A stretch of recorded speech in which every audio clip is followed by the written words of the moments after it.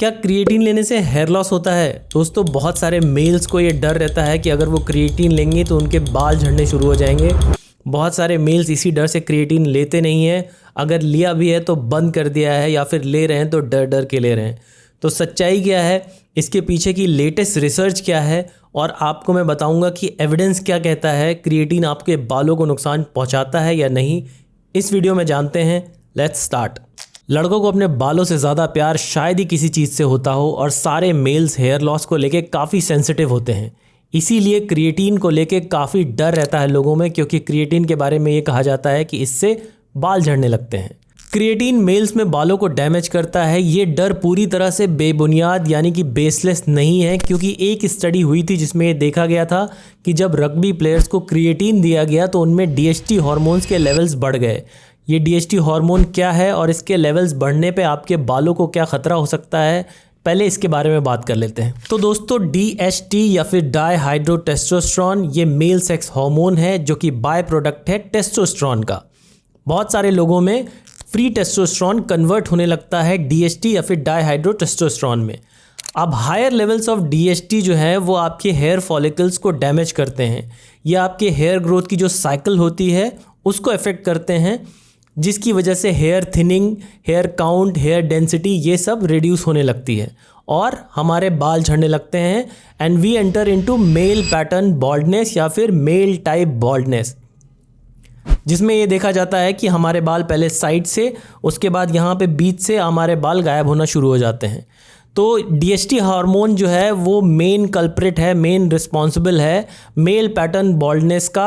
तो जब rugby players में स्टडी करी गई जिसमें सब्जेक्ट्स को 2 ग्रुप्स में डिवाइड किया गया, एक ग्रुप को क्रिएटिन दिया गया और दूसरे ग्रुप को ग्लूकोज प्लेसिबो, और देखा गया कि क्रिएटिन लेने वाले ग्रुप में DHT लेवल्स बढ़ गए। तो जाहिर सी बात है कि इस स्टडी से मेल्स में बहुत ज़्यादा डर फैलने वाला है, क्योंकि इस स्टडी में ये दिखाया गया कि क्रिएटिन लेने से DHT लेवल्स बढ़ गए। तो रग्बी प्लेयर्स पे जो स्टडी करी गई थी ये कोई हाई क्वालिटी एविडेंस नहीं है, ये एक पुअर क्वालिटी स्टडी थी, क्योंकि इस स्टडी में बहुत सारे ड्रॉबैक्स थे। जैसे कि पहली बात तो ये कि इसमें दिखाया गया था कि क्रिएटिन हमारे DHT लेवल्स को इंक्रीज कर देता है। सब्जेक्ट्स को जब क्रिएटिन दिया गया तो उनके DHT लेवल्स इंक्रीज हो गए। हमको पता है कि डाईहाइड्रोटेस्टोस्टेरोन का प्रिकर्सर है टेस्टोस्टेरोन, फ्री टेस्टोस्टेरोन से ही DHT बनता है। बट इस स्टडी में देखा गया था कि टेस्टोस्टेरोन लेवल्स इंक्रीज नहीं हुए थे सब्जेक्ट्स के टेस्टोस्टेरोन लेवल्स में कोई भी इंक्रीज नहीं देखा गया था।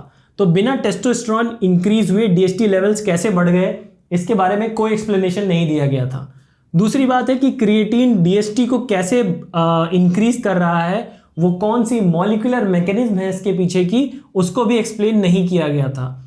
तो किसी भी प्रोसेस को अच्छे से समझने के लिए हमको उसके पीछे की मॉलिक्यूलर मैकेनिज्म पता होनी चाहिए, और इसको अच्छी रिसर्च नहीं मानते हैं जब तक हमें उसके पीछे की मॉलिक्यूलर मैकेनिज्म नहीं पता है कि क्रिएटिन DHT को इंक्रीज आखिर कर कैसे रहा है।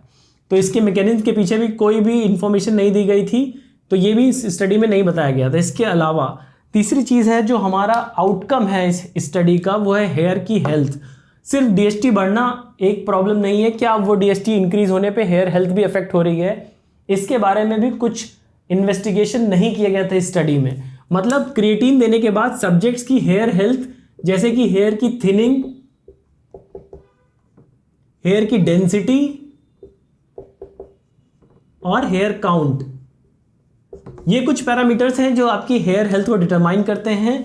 तो अगर ये हाई क्वालिटी स्टडी होती तो इसमें सब्जेक्ट्स की क्रिएटिन देने के बाद जब देखा गया कि उनका DHT लेवल बढ़ गया, तो साथ में उनकी हेयर हेल्थ भी मेजर करनी चाहिए थी, और ये देखना चाहिए था कि क्या DHT लेवल बढ़ने से उनके थिनिंग हुई, हेयर की डेंसिटी ड्रॉप हुई, काउंट ड्रॉप हुआ, उनकी हेयर की हेल्थ पे, सब्जेक्ट्स की हेयर हेल्थ पे क्या असर पड़ा। ये भी इस स्टडी में नहीं किया गया था, मतलब डायरेक्ट आउटकम को मेजर नहीं किया गया था। इसकी वजह से भी ये एक पुअर क्वालिटी स्टडी है। इसके अलावा इस स्टडी में देखा गया था कि DHT लेवल की जो फिजियोलॉजिकल रेंज है, ये DHT इंक्रीज उस फिजियोलॉजिकल रेंज के अंदर ही था, विद इन फिजियोलॉजिकल रेंज था। तो DHT की जो फिजियोलॉजिकल रेंज है वो है 0.8 to 3.5 नैनोमोल पर लीटर, और यहाँ पे जो इंक्रीज देखा गया था वो इंक्रीज सिर्फ था 0.03 नैनोमोल पर लीटर। तो ये जो इंक्रीज होने के बावजूद जो DHT लेवल था सब्जेक्ट का, वो विद इन फिजियोलॉजिकल रेंज था, मतलब फिजियोलॉजिकल रेंज के बाहर इतना इंक्रीज नहीं हुआ था डीएसटी कि वो फिजियोलॉजिकल रेंज के बाहर चला जाए। और डीएसटी लेवल की जो रेंज है, उसकी जो मैक्सिमम लिमिट है, उसका सिर्फ अराउंड 10% इंक्रीज ही देखा गया था। तो ये इंक्रीज भी इतना ज़्यादा इंक्रीज नहीं था कि क्रिएटिन लेने से डीएसटी लेवल्स इतने ज़्यादा बढ़ गए कि वो फिजियोलॉजिकल रेंज के बाहर चले गए और अब वो आपकी हेयर हेल्थ के लिए खतरा बन गए। तो ये कुछ ड्रॉबैक्स हैं जिसकी वजह से ये एक पुअर क्वालिटी स्टडी थी। ये एक इनफ एविडेंस नहीं है इस बात को साबित करने के लिए कि क्रिएटिन आपके हेयर हेल्थ को डैमेज करता है। और दूसरी बात कि ये सिर्फ एक स्टडी है, सिर्फ एक स्टडी है, वो भी पुअर क्वालिटी स्टडी है। हमारे पास बहुत सारा एविडेंस होता है किसी बात को श्योर शॉर्ट प्रूफ करने के लिए, सिर्फ एक स्टडी इस बात को एस्टेब्लिश नहीं करती है।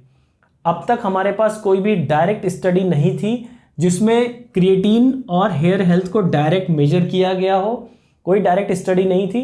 बट अब एक रैंडमाइज कंट्रोल ट्रायल पब्लिश हुआ है जो कि 12 वीक रैंडमाइज कंट्रोल ट्रायल है, जिसमें क्रिएटिन और हेयर हेल्थ को डायरेक्टली मेजर किया गया है।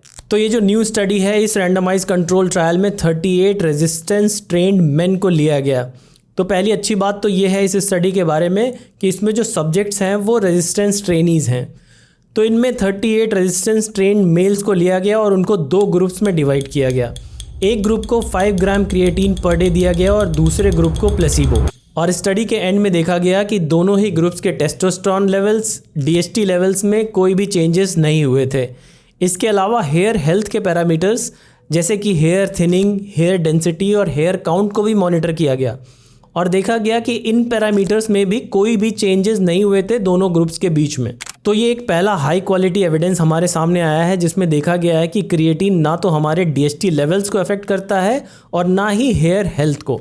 इन दोनों स्टडीज़ में जो पहले रग्बी प्लेयर्स पे करी गई थी और ये जो लेटेस्ट स्टडी 2025 में पब्लिश हुई है, इनमें एक डिफरेंस ये है कि रग्बी प्लेयर में जो स्टडी करी गई थी उसमें लोडिंग फेज़ का इस्तेमाल किया गया था, जबकि इस स्टडी में लोडिंग फेज़ नहीं दिया गया है, सिर्फ मेंटेनेंस डोज दिया गया है। तो लोडिंग फेज़ के वैसे भी ज़्यादा बेनिफिट्स नहीं हैं। आप अगर बिगिनर हैं, पहली बार क्रिएटिन ले रहे हैं, तो आप डायरेक्ट मेंटेनेंस डोज से भी शुरू कर सकते हैं, आपको लोडिंग करने की कोई ख़ास ज़रूरत नहीं है। तो कंक्लूजन ये है कि क्रिएटिन मेल्स में हेयर लॉस को प्रमोट करता है डीएसटी कन्वर्जन के थ्रू। इसके पीछे जो एविडेंस थे वो इनफ नहीं थे, जो एविडेंस थे भी वो पुअर क्वालिटी एविडेंस थे।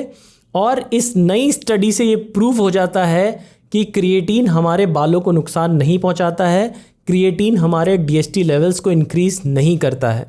तो क्रिएटिन एक बहुत ही हेल्पफुल और सेफ सप्लीमेंट है।